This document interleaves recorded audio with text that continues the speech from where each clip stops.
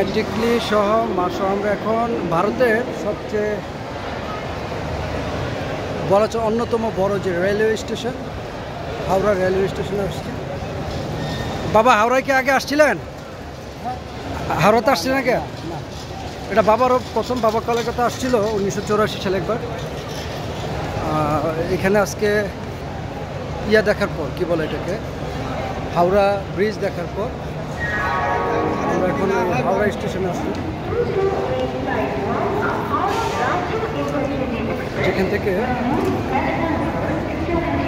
ভারতের সব রাজ্য 29টি রাজ্যে ট্রেন এখান থেকে চলাচল করে। এই যে ট্রেন,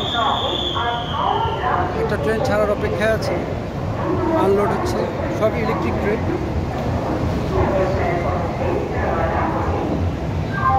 এখানেও দুটো অপেক্ষা করছে, ছাড়ার অপেক্ষা আছে।